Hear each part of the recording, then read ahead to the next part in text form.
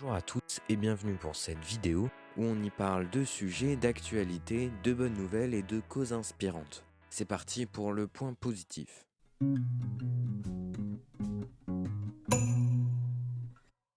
Première info pour ouvrir le point positif de la semaine, le panda géant n'est officiellement plus en voie d'extinction. À l'été 2021, cette espèce est devenue un espoir de la sauvegarde animale.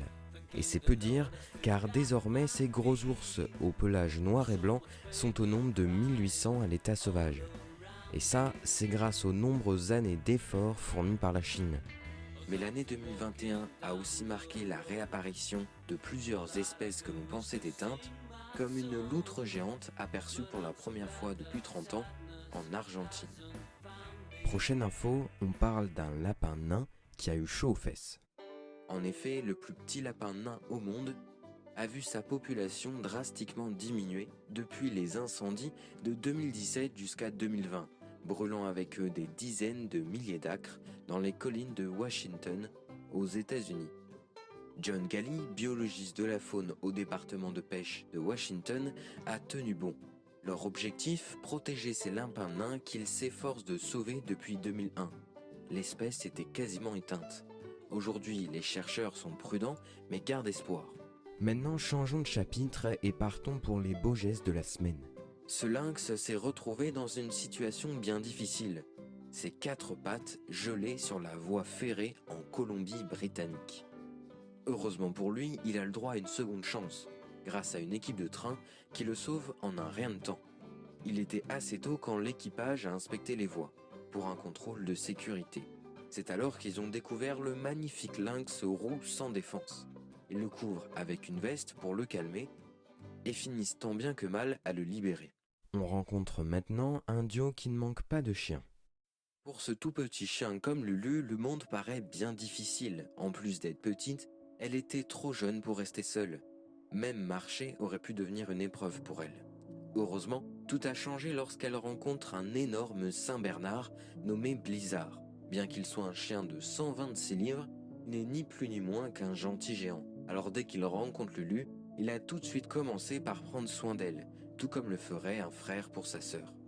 Et même si dans cette situation, ça implique aussi de la porter sur son dos. On arrive à notre dernière catégorie et on passe tout de suite aux bonnes nouvelles pour l'environnement. Une grand-mère britannique nettoie plus de 52 plages. Notre belle planète bleue est envahie de plastique, ça on le sait et c'est pas nouveau, mais vu qu'on a prévu d'y rester encore un petit bout de temps, il faut régler ce problème au plus vite. Pat Smith, une femme de 70 ans habitant au Royaume-Uni, a décidé de prendre les choses en main.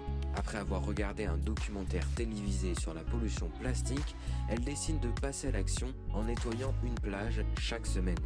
Surpris par sa détermination soudaine, la famille de Pat la soutient inconditionnellement. Grâce à ses enfants, petits-enfants et bénévoles, la femme a relevé son défi. Le groupe a nettoyé 52 plages à Cornwall au cours de la dernière année. Après tout ça, je pense qu'on n'a plus aucune excuse pour tenter quelque chose.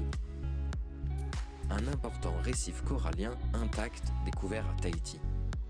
Le récif corallien aux allures de jardin de roses géantes a été découvert à Tahiti.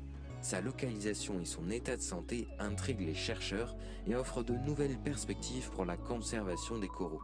C'est en novembre 2021 qu'il est découvert lors d'une plongée scientifique.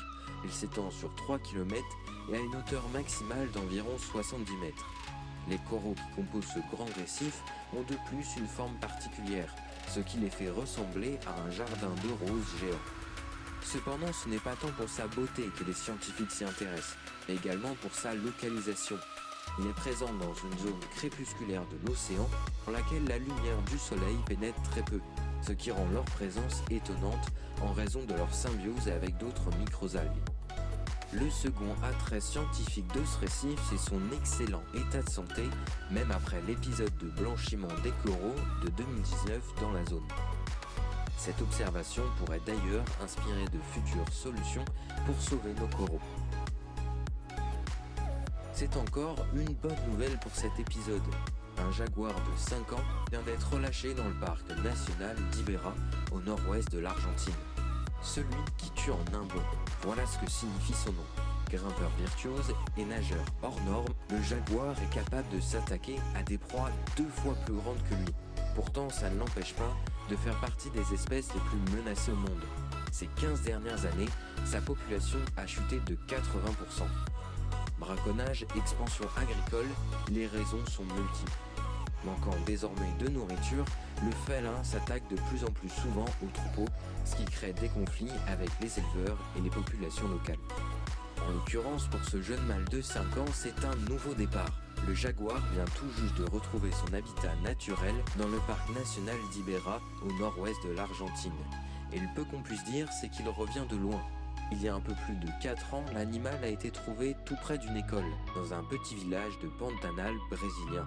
Déshydraté, amaigri, à bout de force, après s'être débattu dans les courants du fleuve Paraguay, il a fini par atterrir au cœur d'une zone peuplée par l'homme. Dans cette région où le félin est souvent perçu comme un nuisible à abattre, son destin aurait pu tourner au tragique. Mais probablement né sous une bonne étoile, le félin a été recueilli par la fondation Rewilding Argentina, qui œuvre précisément à la réintroduction de l'espèce dans le pays. Sur place, grâce aux soins dispensés par les hôtes, il s'est rétabli rapidement. Il a ensuite été transféré dans le centre de réintroduction des jaguars du parc Iberá, où il a fait la connaissance d'une femelle avec laquelle il s'est accouplé, donnant naissance à 4 petits. Mère et enfant ont été relâchés en septembre 2021 et le mâle jaguar, lui, vient tout juste de les rejoindre.